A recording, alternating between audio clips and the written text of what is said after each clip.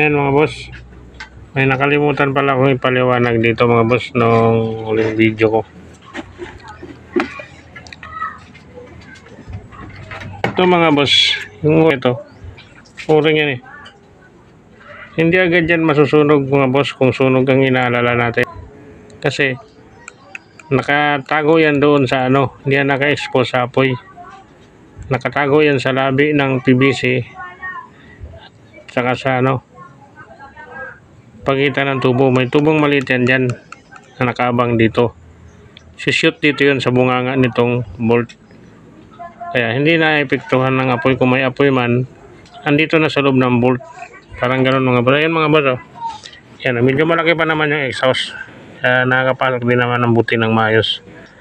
Yan, abang yan. Hindi ko lang na ano, paliwanag nung ano. Yan, pag-atras nito.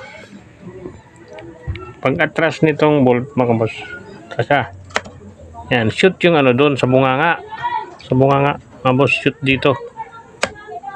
Tapos ihahatid niya yung pressure dito sa barrel, sa dulo ng barrel para tumalsik yung bala.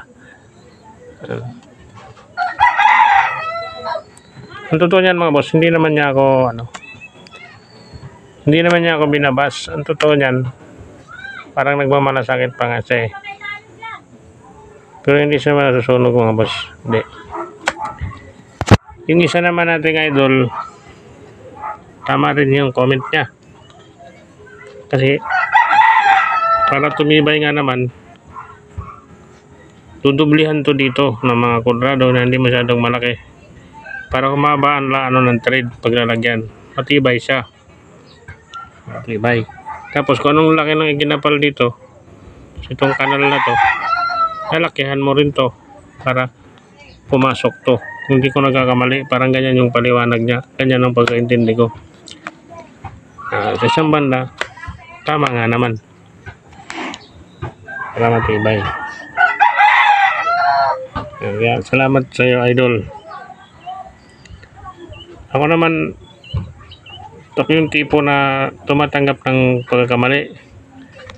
Kasi saan ba tayo matututo sa pagkakamali? At susunod, alam na natin.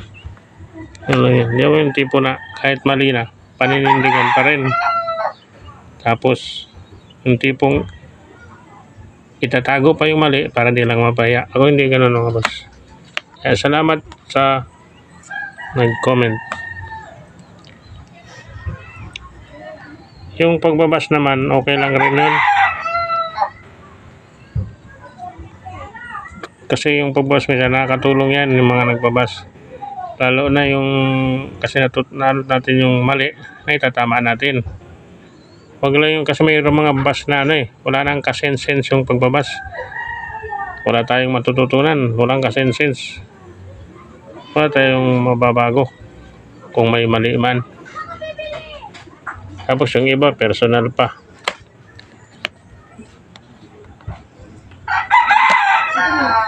Yan. Tsaka paalala ko lang naman kung magbabas yung iwasan natin yung pagmumura. Kasi pangit yun. Kung hindi nyo gusto yung pinapanood nyo mga boss, huwag na lang kayong manood. Yan, huwag na lang kayong manood. Marami nang pwedeng mapanood. Yan, ganoon lang. Kung sakali lang naman, kasi may nabasa ako niya, may nagmumura na Minumura na may mura na yung comment. Sa akin di pa naman. Kung sakali lang, hindi nyo gusto nyo lang panoorin.